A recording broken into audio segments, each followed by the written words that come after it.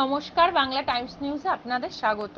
নৈহাটি পৌরসভার 12 নম্বর ওয়ার্ডে বড়দা ব্রিজের নিচে এক যুবকের মৃতদেহ উদ্ধারকে কেন্দ্র করে ব্যাপক চাঞ্চল্য ছড়িয়েছে এলাকায়। নৈহাটি পৌরসভার সাফাই কর্মীরা মৃতদেহটি দেখতে পেয়ে স্থানীয় কাউন্সিলরকে খবর দেওয়ার পর তিনি নৈহাটি থানার পুলিশকে জানানোর পর পুলিশ ঘটনাস্থলে পৌঁছে মৃতদেহটি উদ্ধার করে নিয়ে যায়।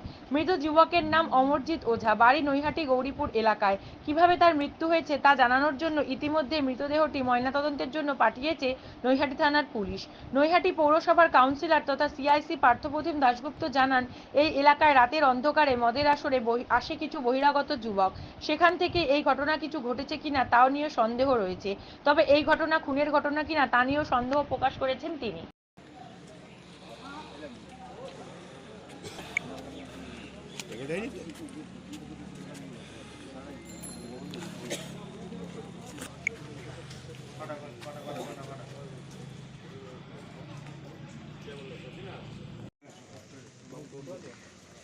এই তোমাদের মিউনিসিপালিটি ভ্যান নেই?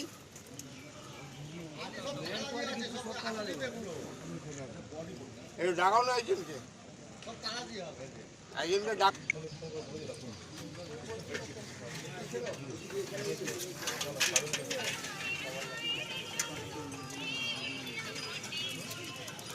হ্যালো, আরে হয়ে গেছে, এখানে একজন মারা গেছে।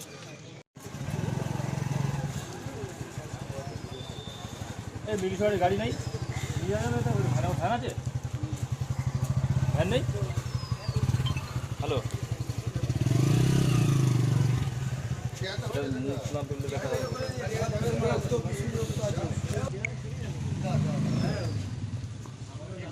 ওই গাড়ি কোনটি হসপিটাল নিয়ে যাবে?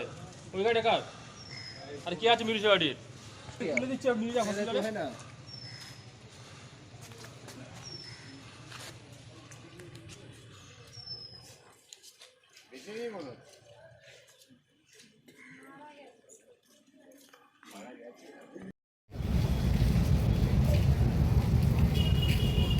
বললো কি করে বাপ?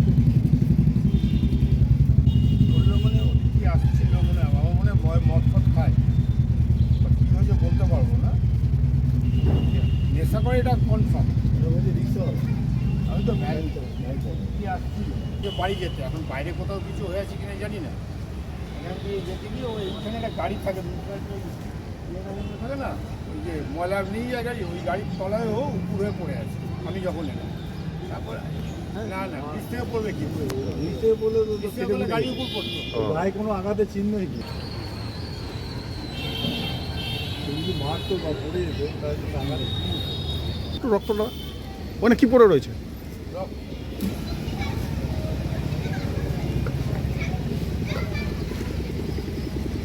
চলো।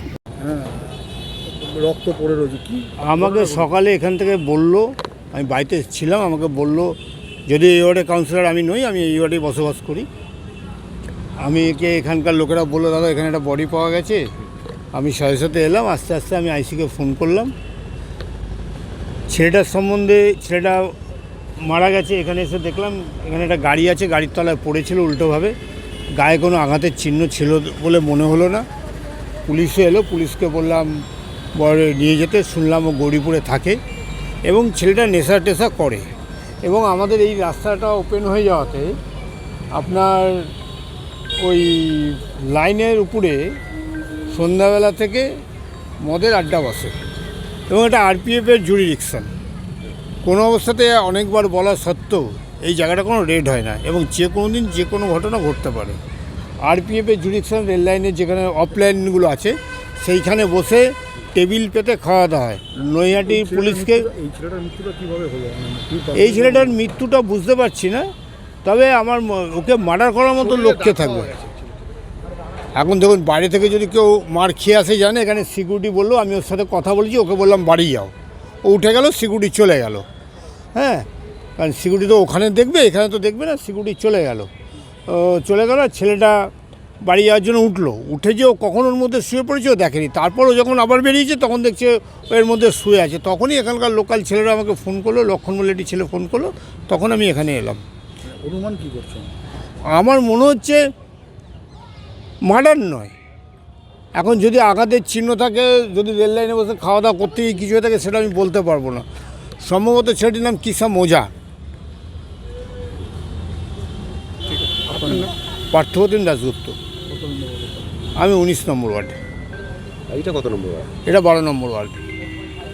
স্যার আমাদের হাজির করে আসলাম, দেখছি বডি পড়ে আছে। কার বডি?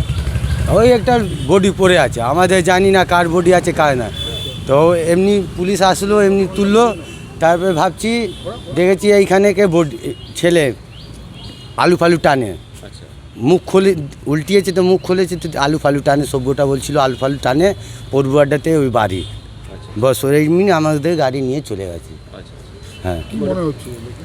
এইটা আমাদের জানি না স্যার, কি মনে হচ্ছে এইটা জানি না। কি খুন করেছে না? না না, এইটা স্যার আমাদের এইগুলো তো কি নাম কি ওর?